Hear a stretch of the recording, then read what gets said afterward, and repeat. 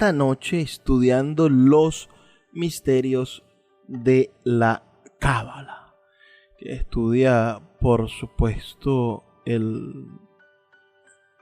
la Biblia, ¿no? Que intenta descifrar dentro de la Biblia algún tipo de mensaje secreto que Dios dejó allí. La Cábala como tal es el pozo de todas las tradiciones místicas judías que se fueron acumulando desde antes de Cristo y que llegaron a reinterpretar las escrituras de tantas y tan variadas maneras que llegaron a crear una mística cercana al gnosticismo y al hasidismo. Cuando se calma el bullicio de la ciudad y se van apagando las luces de la casa, se enciende la luz del entendimiento. Desde este momento comienza Puerto de Libros, librería radiofónica, programa que contiene todos sus elementos tipo A. Puede ser escuchado por niños, niñas y adolescentes sin la supervisión de padres, madres o representantes. Comienza Puerto de Libros, librería radiofónica. Este programa llega a ustedes con el patrocinio de Puerto de Libros, librería de autor, ubicada en la Vereda del Lago y en el Teatro Varal de Maracaibo. Disfruta de los mejores libros a través de su página web, puertodelibros.com.be. Sultana del Lago Editores, la única editorial venezolana que te ofrece el servicio de impresión bajo demanda para todo el territorio nacional. Conoce más de sus servicios en sultanadelago.com. El alcalde de Chacao, Gustavo Duque, un líder comprometido con la cultura y el conocimiento, dando ejemplos de una nueva forma de hacer política. Síguelo en sus redes sociales, @Gustavo Duque Sáez. Bienvenidos a Puerto de Libros, librería radiofónica. Les habla Luis Peroso Cervantes, quien de lunes a viernes de 9 a 10 de la noche trae para ustedes este programa a través de la Red Nacional de Emisoras Radio Fe y Alegría, 23 emisoras conectadas para llegar a sus hogares con buenos libros. La noche de hoy estaremos conversando con ustedes sobre los misterios de la Cábala. La definición de Cábala podría ser, por supuesto, una disciplina y escuela de pensamiento esotérico relacionada con los esenios y con el judaísmo jusídico. Un cabalista tradicional en el judaísmo rabínico es denominado Mekal. Utiliza varios métodos para analizar sentidos recónditos de la Torá, texto sagrado de los judíos, al que los cristianos denominan Pentateuco y que representa los primeros libros de la Biblia. La definición de Cábala varía según la tradición y los objetivos de aquellos que la siguen. Su definición difiere desde sus orígenes religiosos como parte integral del judaísmo o las versiones expuestas por las más recientes adaptaciones esotéricas que indican que forma parte del cristianismo o la nueva era o el ocultismo y el esoterismo occidental. La Cábala se refiere a una serie de enseñanzas esotéricas que intentan explicar la relación entre Dios, es decir, Ein Sof, el infinito, un ser infinito que es inmutable, eterno y misterioso, y el universo perecedero y finito, creado por Dios. La Cábala no podría considerarse como una denominación religiosa, si bien es la base de interpretaciones religiosas de carácter místico en el judaísmo. La Cábala busca definir la naturaleza del universo y del hombre, la base y propósito de su existencia y otras cuestiones relacionadas con la ontología, que es nada más y nada menos que la rama de la filosofía que estudia lo que hay, así como las relaciones entre los entes o la relación entre un acto y sus participantes. También presenta métodos para ayudar a entender estos conceptos y, por lo tanto, lograr un crecimiento espiritual. La Cábala, es el tema de la noche de hoy. ¿Saben ustedes algo sobre la cábala? Escríbanme al 0424-672-3597 con sus comentarios. Hoy sabemos que la cábala aparece históricamente después de la gnosis, cosa que se ignoraba hasta mediados del siglo XIX, y la decisión adoptada entre los estudiosos de la cábala es presentar a los gnósticos como los primeros filósofos ocultos. Esto habría causado sorpresa en otro tiempo. Los cabalistas se jactaban de transmitir a través de los siglos las enseñanzas secretas de Moisés, es decir, lo que no había querido divulgar en el Pentateuco de las revelaciones que recibió de Dios en el monte Sinaí, prefiriendo confiar oralmente las nociones más importantes a 60 ancianos de Israel, a fin de que ellos las transmitiesen a unos pocos iniciados y así sucesivamente de generación en generación.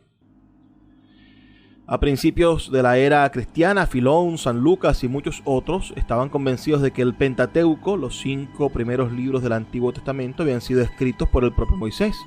Juliano el Apóstata, el gnóstico Ptolomeo, lo negaron sin convencer a sus adversarios. Es por lo que se admite que había también una enseñanza oral de Moisés que explicaba cómo leer esas sagradas escrituras. La cábala se puso bajo el patrocinio del profeta Elías, el cual, por otra parte, se apareció a menudo a los cabalistas de la Edad Media, y se apoyaba en Sefer Yesirá, libro de la formación, atribuido al patriarca Abraham. Guillermo Postel, en el año 1553, cuando tradujo este libro del hebreo al latín, no puso en duda esta atribución, es decir, que el Sefer Yesirá había sido escrito por Abraham.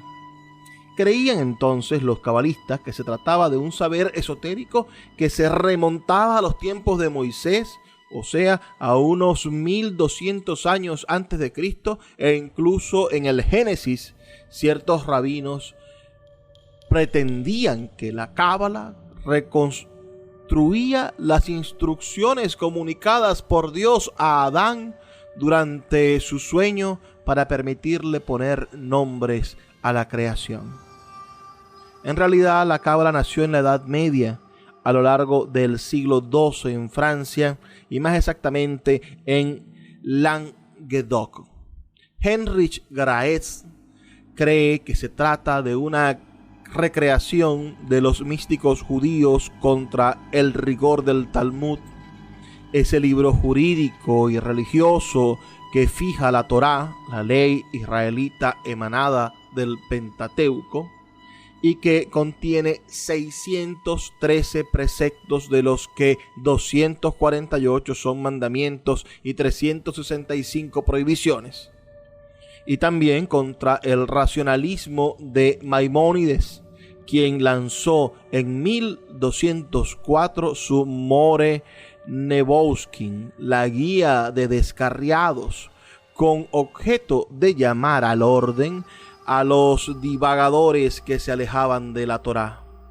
Pero David Neumark considera que la cábala ha sufrido la influencia de dos corrientes vivaces del siglo VII al siglo XI entre los gaones o jefes de las escuelas de Babilonia. La Maase Merkabah, especulaciones extáticas sobre el carro divino visto por Ezequiel, y el Maase Bereshit, meditaciones sobre la primera palabra del Génesis, Bereshit, al principio. Gershom G. Scholem, tras rechazar estas dos hipótesis, subraya que el nacimiento de la cábala tuvo lugar en el sur de Francia, en los momentos en que aparecieron los cátaros, lo que sin duda influyó en sus fundadores. La palabra cábala, que significa tradición, era utilizada ya en la literatura postbíblica para designar lo que no formaba parte de la ley codificada, como las sentencias proféticas o los relatos hagiográficos. En el siglo XII empezó a adquirir un sentido absoluto y expresó la tradición secreta en sí, convertida en objeto de investigación y medio de impugnación de la escolástica talmúdica. La cábala es entonces, como define el crítico Carpé, una forma de misticismo que llama la atención desde el principio por su aspecto abstracto y metafísico muy alejado, infinitamente alejado de la doctrina pura del judaísmo y alejado también de la forma de misticismo anterior, pero que no es inconciliable ni con la una ni con la otra. Isaac el Ciego, al que Bahía Ben Asher, muerto en 1340, llamó padre de la cábala, calificativo confirmado por otros cabalistas medievales, fue su maestro más antiguo, si bien pretendía tener precursores en su familia. Se sabe que entre 1160 y 1180, Isaac el Ciego vivía en Provenza, en Beacure, donde enseñaba las 32 vías de la sabiduría del Sefer Yesirá. Su discípulo Ezra ben Salomón, llegado de Cataluña para estudiar bajo su dirección, regresó para difundir la cábala en España y fundó una escuela en Gerona, a la que perteneció Asriel, con quien se le ha confundido casi siempre, y Moisés ben Nachman Herodi, nacido en el año 1194 y fallecido en 1270, más conocido con el nombre de Nachmanidas. Junto a estos teóricos, Abraham Abulafia, nacido en el 1240 y fallecido en el 1292, está considerado un profeta apocalíptico, pero sus viajes a Oriente, su actividad mesiánica, su intento en Roma y en 1281 de convertir al Papa Martín IV al judaísmo, no le impidieron escribir una obra abundante. Estos son los cabalistas que provienen de la escuela española. Pero ahora hablemos de la cábala alemana, inaugurada en Ratisbona por Yehudá ben Samuel, llamado Hasid el Piadoso, muerto en el año 1217. Prosperó con Eleazar, rabino de Nors, quien orientó los trabajos de sus discípulos hacia la magia. Así, desde el siglo XIII, los focos de la cábala fueron efectivos en Francia. En España, los principales centros españoles estuvieron en Burgos, Gerona y Toledo, donde residía el poder de la iglesia. En Alemania y en Italia, Abulafia había abierto una escuela en Capua, y de esta manera toda la Europa, por lo menos la Europa occidental, tenía centros de estudio secreto de la cábala. La cábala es ante todo un método de interpretación de la Biblia que permite comprender mejor la construcción del universo y el destino del hombre. Vamos a hacer una pequeña pausa de 2 minutos y ya volvemos con más de su programa Puerto de Libros, Librería Radiofónica. Síguenos en @Librería Radio. Quiero hablarles de la gestión cultural de Gustavo Duque, el alcalde del municipio Chacao, quien ha desarrollado en estos últimos 6 años una gestión impecable en favor de la lectura, del rescate de las tradiciones populares de Chacao, de la búsqueda de soluciones a los problemas inmediatos de ese municipio y sobre todo para convertir a Chacao en la capital cultural de Venezuela. Los invito a que sigan a Gustavo Duque Sáez, alcalde de Chacao, en sus redes sociales y que descubran que existe una nueva forma de hacer política en Venezuela. El poeta Luis Peroso Cervantes le acompaña en Puerto de Libros, Librería Radiofónica, por Radio Fe y Alegría, con todas las voces.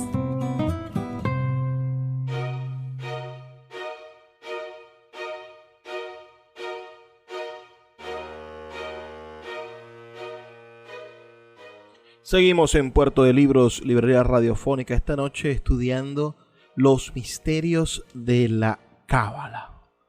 Esta interesantísima, forma de conocimiento que está referida al mundo de lo oculto. A ellos tienen los cabalistas, tienen las 10 Sefirot. Las Sefirot son 10 atributos o 10 emanaciones de la Cábala, a través de las cuales Ein Sof, ese infinito, ese Dios creador de todo, se revela a sí mismo y crea continuamente tanto el reino físico como la cadena de los reinos metafísicos. Entonces, estas 10 Sefirot del árbol de la vida son parte esencial de Adán Kadmon, y este es una especie de palabra en arameo que significa hombre de la tierra, el hombre primordial. Entonces Adán Kadmon es el nombre que se le da a los textos de la Cábala, que se refieren al primer mundo espiritual que nació después de la contracción de la luz infinita de Dios. El Adán Kadmon es diferente al Adán Rishon, que es el Adán físico, el hombre Adán, ¿no? Entonces, estas 10 Sefirot, estas 10 leyes, son parte del Adán espiritual, de ese legado de Adán, de ese poder que le dio Dios a Adán para nombrar las cosas. También podrían ser entendidas como las emanaciones del Dios anterior a la creación del universo. Una de las ideas más antiguas de la Cábala es la correspondencia entre las Sefirot del árbol de la vida y el cuerpo humano como analogía para explicar conceptos espirituales para los cuales no hay palabras, ya que por definición son inmateriales.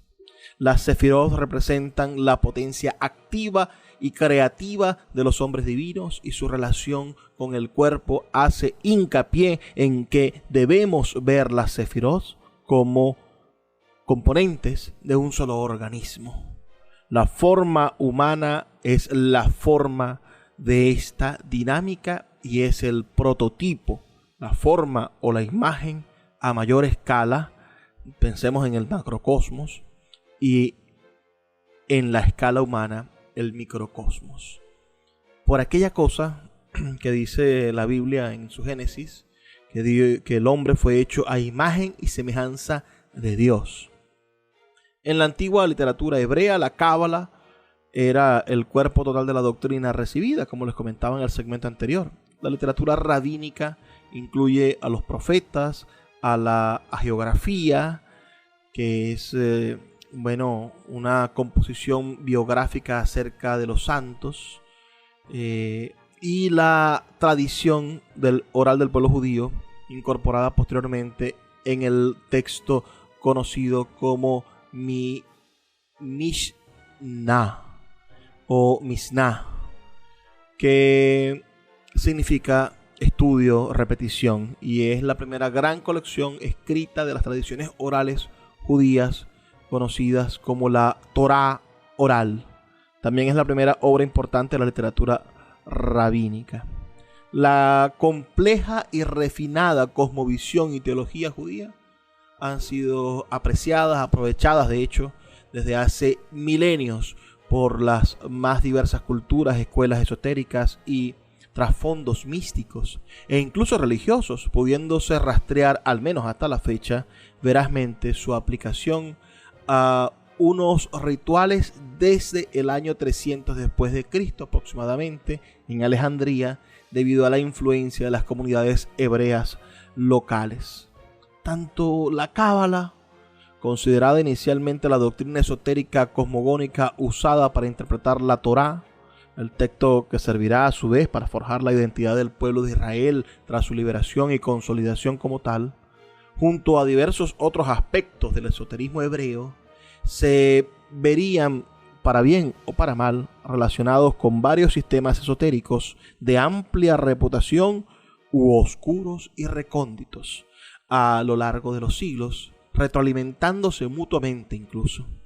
Y desde el siglo XVIII después de Cristo, excitadas conjeturas darían correspondencias más que íntimas entre el tarot y la cábala y la apertura de conciencia a un ocultismo más popular en el siglo posterior, llevando luego a la transliteración mutua de ambos sistemas. Será el tarot y la cábala una especie de matrimonio que nos va a permitir, entender o intentar crear interpretaciones de un mundo esotérico que podría ser, de algún modo, filosofía oculta, como en este libro que hemos estado leyendo la noche de hoy, la historia de la filosofía oculta de Alexandrie, de Sarane Alexandrian.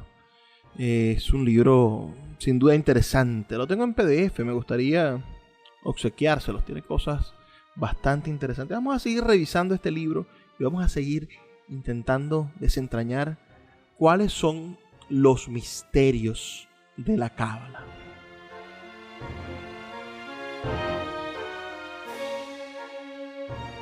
Entonces, si la cábala es el método de interpretación de la Biblia que permite comprender mejor la constitución del universo y el destino del hombre, este método exige que se sepa hebreo y se apliquen a los textos sagrados hebraicos 3 procedimientos originales de lectura: la gematría, el notaricón y la temura. La gematría consiste en unir 2 palabras con el mismo valor numérico, porque las letras en el alfabeto hebreo correspondían a cifras diferentes. Así se decidió que Abraham significa misericordia, porque una de las palabras valía 248 y la otra también. Escala, Soalam y Sinaí forman cada una 130. La escala de Jacob se identificó con el monte Sinaí. El notaricón, el otro método, se construye con una palabra nueva con letras iniciales o finales de las diversas palabras de una frase. Y viceversa. Saca de una sola palabra una frase entera, tomando cada una de sus letras como inicial de un sujeto, de un verbo o de un complemento. De esta manera, son capaces de desencriptar posibles mensajes que estén ocultos en esas palabras. Y el tercero de los métodos de estudio de la cábala, o de lectura de la cábala, no de estudio, sino de lectura, es la temura, que reemplaza una letra de una palabra por otra siguiendo combinaciones alfabéticas llamadas sirufim. Los cabalistas, partiendo de estos principios, llegaron a resultados sumamente variados, como ha revelado Paul Bulliaut en su libro.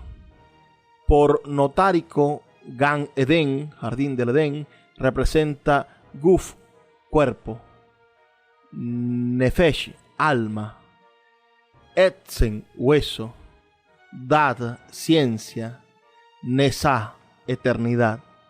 Entonces, qué interesante que podamos sacar, imagínense todas las metáforas que se pueden sacar de esto. El jardín del Edén quiere decir realmente, o según los cabalistas, lo que significa es que el jardín del Edén es el cuerpo, que el jardín del Edén es el alma, o que el jardín del Edén es la ciencia, la eternidad. Sí, podríamos armar muchísimas interpretaciones aplicando las lecturas de la Cábala del Notaricón. Con la Cábala, pues, se ve surgir una nueva Biblia de entre las líneas de la primera. Pero los cabalistas no rechazan, como los agnósticos, episodios del libro primitivo. Dicen que ofrecen dos lecturas posibles, una para el pueblo y otra para los herederos de la enseñanza oral de Moisés, esos 60 ancianos que recibieron los secretos que Moisés no quiso colocar en el libro. Y esta Biblia oculta, en la que extraen dialécticamente con sus métodos retóricos y matemáticos, incluso si las iluminaciones les ayudan a captar símbolos no evidentes, esta es una Biblia supuestamente cabalística, ¿no? Criban, es decir, escarban el Antiguo Testamento, escrutan las más pequeñas líneas para completar una omisión o explicar una anomalía. El Sefer HaBahir, el libro del resplandor, uno de los tratados más antiguos de la Cábala, formula la siguiente pregunta: Dios terminó al séptimo día la obra que había creado. ¿Qué hizo al octavo? Esa pregunta es muy buena. ¿Qué hizo Dios en el octavo día? Todos los procedimientos cabalísticos se ponen en marcha para saber si Dios descansó al octavo día igual que al séptimo. Claro, es una pregunta muy buena. Descansó en el séptimo día. ¿Y qué hizo al octavo día? Ustedes saben. Escríbanme al 0424-672-3597.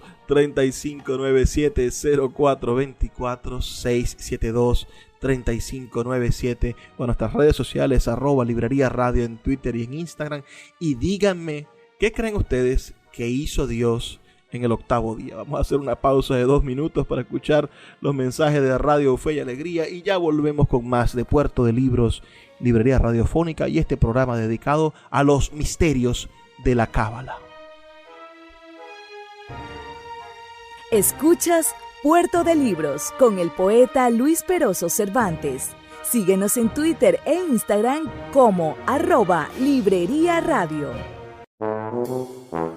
Puerto de Libros, librería de autor. 7 años siendo la librería virtual más grande de Venezuela, con 2 sedes físicas, una en el Teatro Baral de Maracaibo y otra en la Vereda del Lago. Es un centro cultural dedicado al libro. Proyecciones de cine gratuitas, talleres literarios, formación de nuevos escritores, talleres de teatro y de música. Todo en un espacio dedicado al mundo de los libros y del conocimiento. Síguenos en nuestras redes sociales @Puerto de Libros y compra todos nuestros libros en la página web www.puertodelibros.com.be.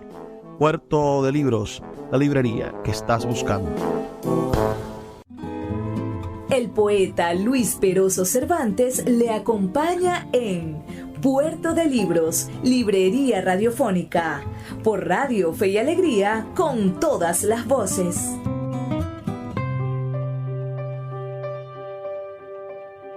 Seguimos en Puerto de Libros, Librería Radiofónica, esta noche estudiando los misterios de la Cábala, que estudia, por supuesto, la Biblia, ¿no? Que intenta descifrar dentro de la Biblia algún tipo de mensaje secreto que Dios dejó allí. La Cábala como tal es el pozo de todas las tradiciones místicas judías, que se fueron acumulando desde antes de Cristo y que llegaron a reinterpretar las escrituras de tantas y tan variadas maneras que llegaron a crear una mística cercana al gnosticismo y al hasidismo, que es un movimiento del judaísmo ortodoxo. Su fundador fue el místico Israel ben Eliezer, un rabino quien enseñó que la adoración a Dios debía ser gozosa. Existen, por supuesto, en esencia, la cábala es un sistema de interpretación mística y alegórica, como venimos conversando. Y en el segmento anterior dejamos abierta esa pregunta: ¿qué hizo Dios al octavo día?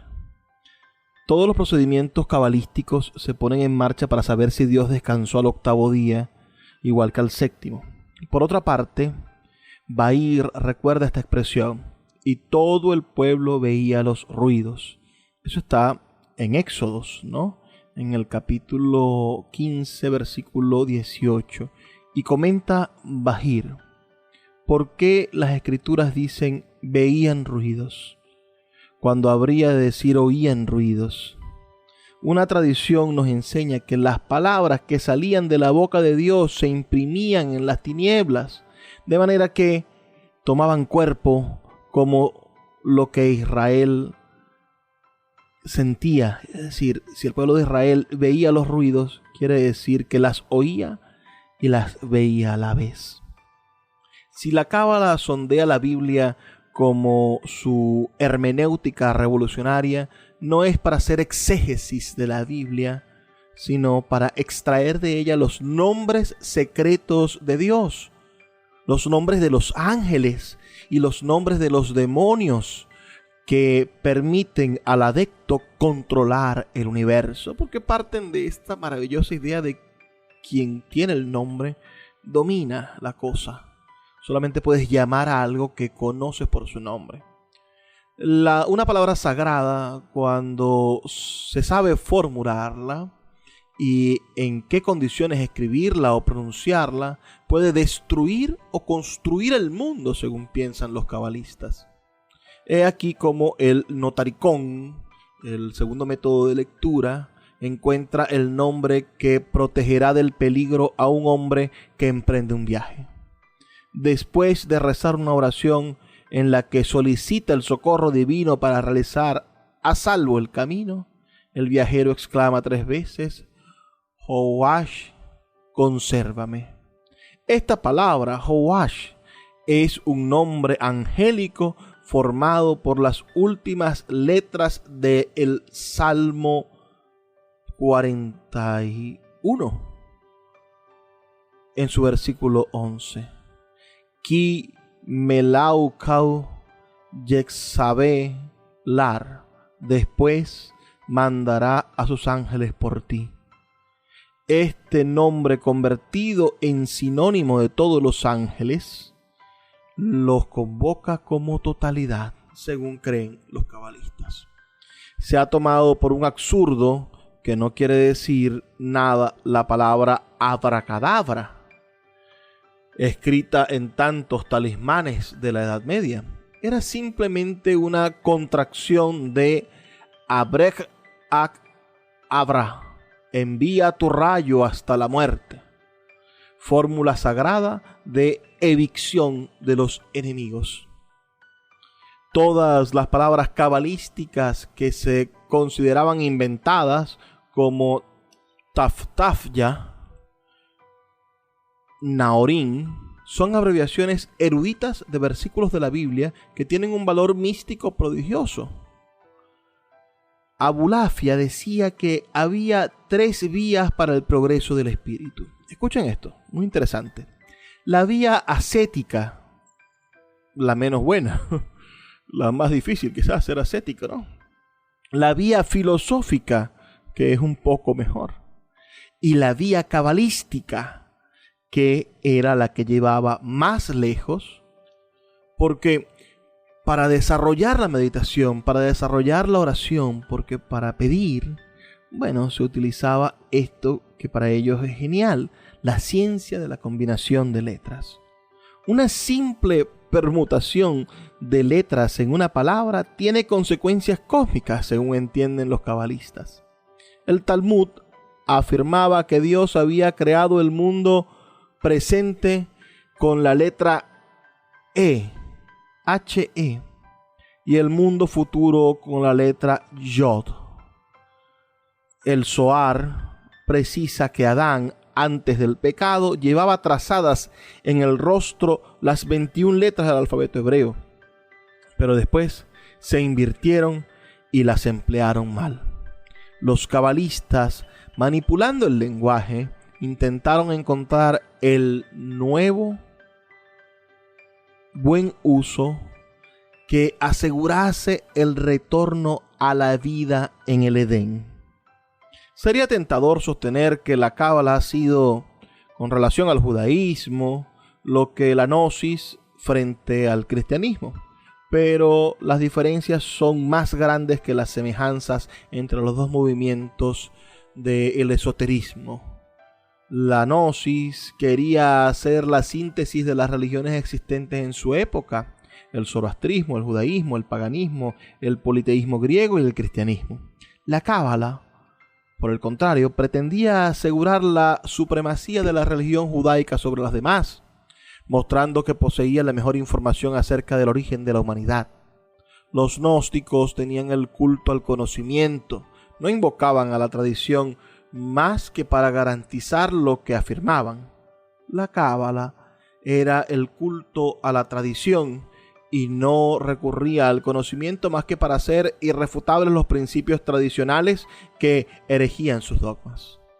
Sin embargo, los rabinos fieles a la Mishnah, el código oficial del judaísmo redactado por Yeshua Nassim, y que, como ya hemos comentado en el segmento anterior, recoge las tradiciones orales del pueblo judío. También los rabinos que son adeptos o seguidores del Talmud, y a los Midramashim, que son las colecciones de sentencias de los sabios talmudistas, no cesaron de ser hostiles a la cábala y de combatirla como los cristianos combatían a los herejes. El racionalismo judío no veía en la cábala sino un préstamo de alguna civilización extraña, sea hindú, persa o neoplatónica. Dice un heresiólogo en su tiempo. Este mundo de los heresiólogos, ¿no? De los estudiosos de las herejías. Qué profesión tan bonita. Disculpen que me ría. Estamos en algo serio. De hecho, se encuentran más bien reminiscencias del gnosticismo fundidas en un concepto específicamente judaico. Es decir, se parecen en estas cosas. Como la gnosis, la cábala cree en un Dios inaccesible, extraño, cuasi incognoscible. Ese Dios, como le hemos dicho ya, es En Sof, infinito. Es incluso innombrable y solo se refiere a él con perífrasis, designándolo el santo, bendito seas, representándolo mediante un tetragrama, es decir, las 4 letras IHWE, que nosotros hemos llamado Yahvé, y que agregándosele vocales se le dice Jehová, cuya pronunciación exacta solo podrían conocer los iniciados de la cábala. Cuando En Sof se revela a la humanidad, es la Shekinah, la presencia de Dios. Incluso su parte femenina, lo que sigue a Vitos para Valentín, estos son, estudiosos y creadores de escuelas de la cábala. Estos mismos piensan que a Dios lo sigue esa cosa, la presencia de Dios. Por otra parte, algunos cabalistas conciben la unión de Ein Sof con la presencia de Dios como una unión sexual, y otros hacen de ella su primer pensamiento. La creación es obra de la Shekinah, que se ocupa de ella como una madre a sus hijos. El Talmud decía que había descendido 10 veces al mundo, pero admitía también la consagración juntos al estudio de la ley.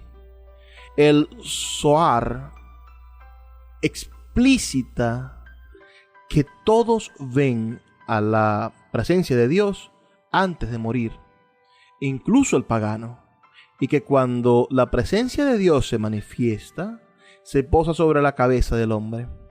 Es por lo que un creyente evitará llevar la cabeza descubierta. Una tradición nos enseña que el hombre no debe recorrer un espacio de 4 codos con la cabeza descubierta. Qué cosa tan estupenda. Por eso los judíos, sobre todo en sus actos religiosos, llevan ese gorrito tan extraño en la cabeza, y es para no llevar la cabeza descubierta, porque en el momento en el que mueren van a ver la presencia de Dios que se posa sobre su cabeza. A la teoría de los eones de la gnosis corresponde en la cábala la de Sefirot, de un verbo hebreo que significa contar. Las 10 emanaciones de Ein Sof, que son también los 10 primeros números. Ya les había comentado yo esto en el segmento anterior. Así que antes de hablar de ello, a más profundidad, vamos a hacer una pequeña pausa de 2 minutos para escuchar los mensajes de Radio Fe y Alegría, y ya volvemos con más de Puerto de Libros, Librería Radiofónica, y este programa dedicado a los misterios de la Cábala. Síguenos en @Librería Radio. Sultana del Lago Editores es una empresa zuliana de servicios editoriales. Nuestro catálogo tiene más de 100 títulos de autores nacionales e internacionales. Además, somos la única editorial que presta servicios de impresión bajo demanda en Maracaibo. No necesitas invertir en grandes tirajes. Tus lectores pedirán tu libro, nosotros lo imprimiremos y tú obtendrás regalías. Por ello, también editamos internacionalmente en Amazon y Google Play Books. Conoce más en nuestra nueva página web www.sultanadelago.com o siguiéndonos en Instagram como @sultanadelago.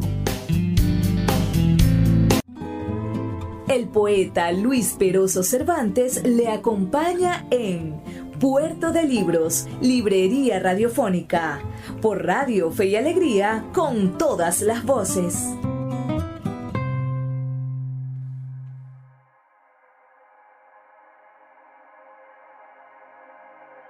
Así llegamos al último segmento de nuestro programa Puerto de Libros, Librería Radiofónica, esta noche conversando sobre la Cábala.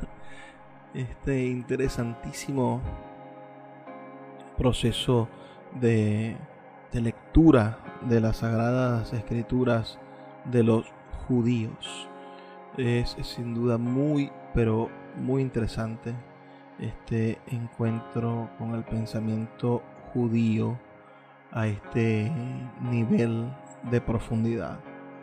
Me gustaría recibir sus comentarios al 0424-672-3597, 0424-672-3597, a nuestras redes sociales, @Librería Radio en Twitter y en Instagram. Les comentaba entonces que las 10 emanaciones de Ein Sof son también los 10 primeros números. Y esto viene de Sefirot, que es un verbo hebreo que significa contar.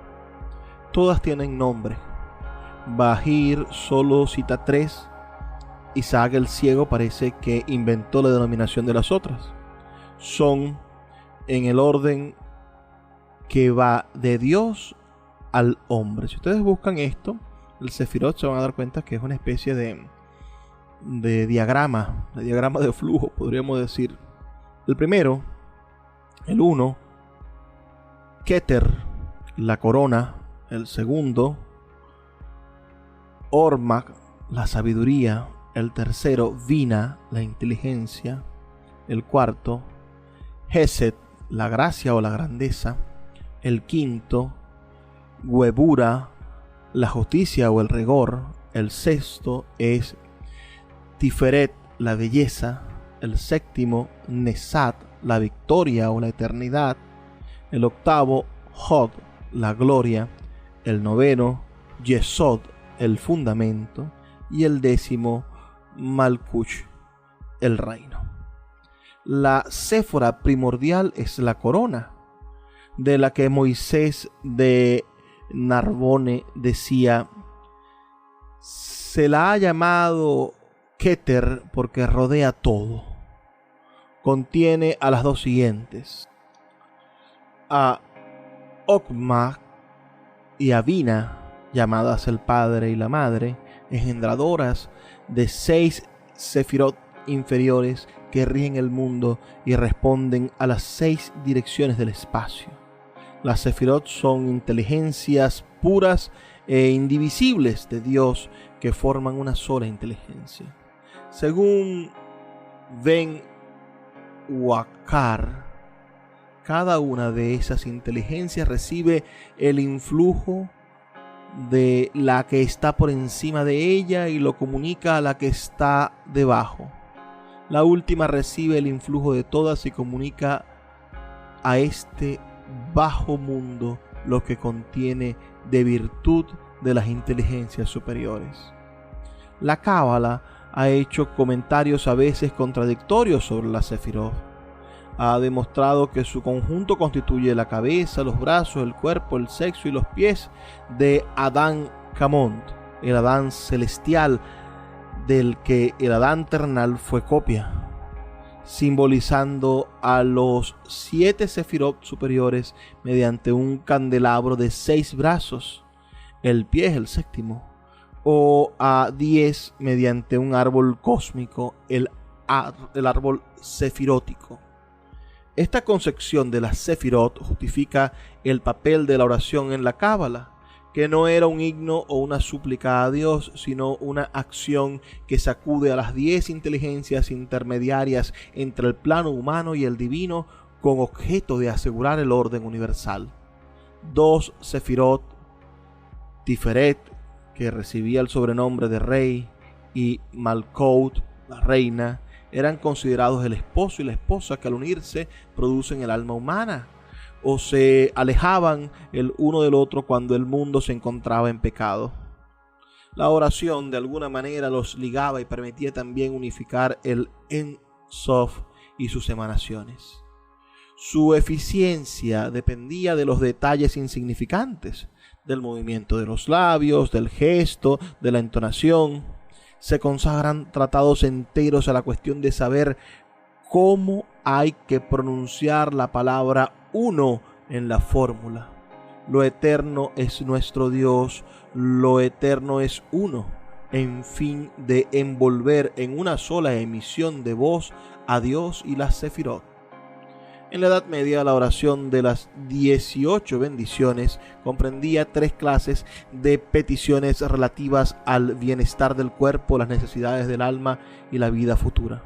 Más tarde se desarrolló el Kawana, tipo de meditación que debe practicarse antes y después de la oración. La Cábala admite una división tripartita del hombre. El alma humana se designa en 3 nombres: espíritu vital, espíritu intelectual y alma. Las 3 partes del alma se mantienen juntas, aunque cada una de ellas reside en una región diferente del cuerpo.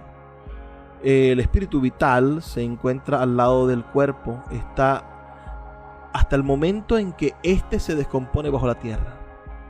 Esta parte del alma es la que recorre a menudo este bajo mundo y va al encuentro de los vivos para preguntar por sus dolores. Y cuando los vivos tienen necesidad de una gracia, reza por ellos.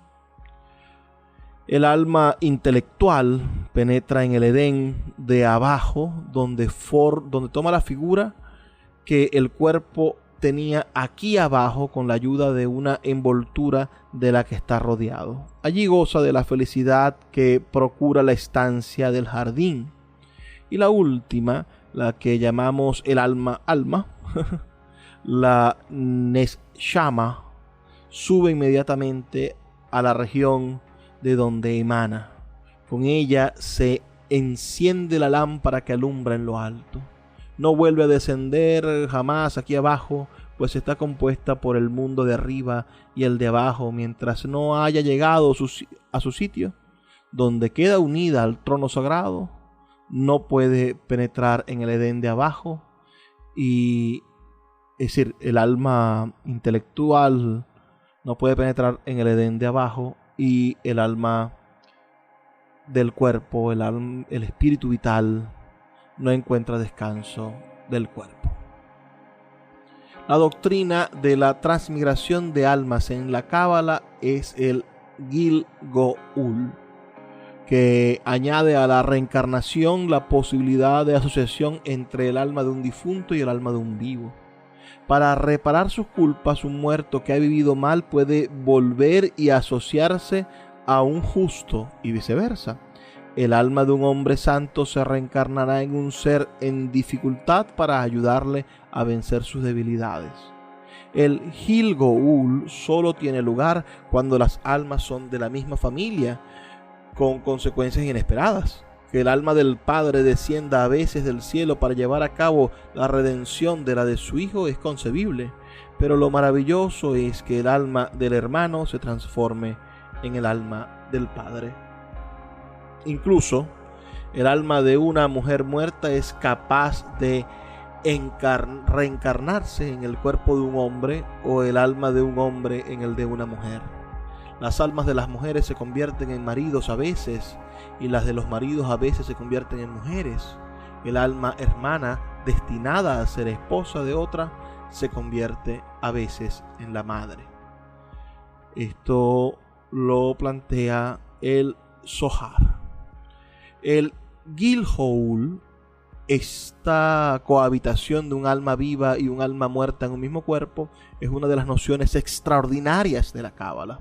Naturalmente, es el alma celestial, el alma llamada Roá. Ya les voy a decir, voy a revisar de nuevo. Es el alma intelectual, quiero decir. Naturalmente es el alma intelectual, el Roá, que vuelve de la extremidad del cielo inferior para reencarnarse, puesto que el Neshama no abandona nunca su sitio junto al trono divino, que ese es el alma.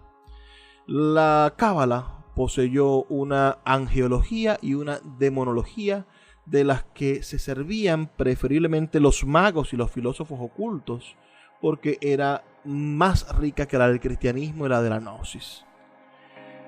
Metatrón, servidor de Dios, dirigía a los ángeles con su ayudante Sindalfón en el más alto de todos. Por su parte, Samael mandaba innumerables demonios de atribuciones diversas.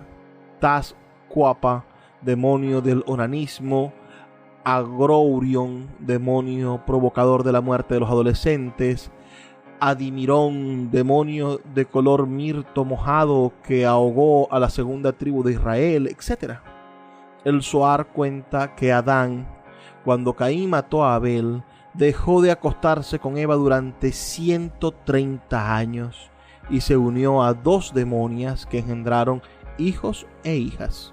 Estos hijos son demonios y llevan el nombre de plagas de los hombres. Son los que seducen al hombre. Se hallan siempre en las puertas de las casas, en los pozos, en los lugares de recreo. Otra matriz demoníaca es Naama, hija de Caín, que se muestra a los hombres en sueños.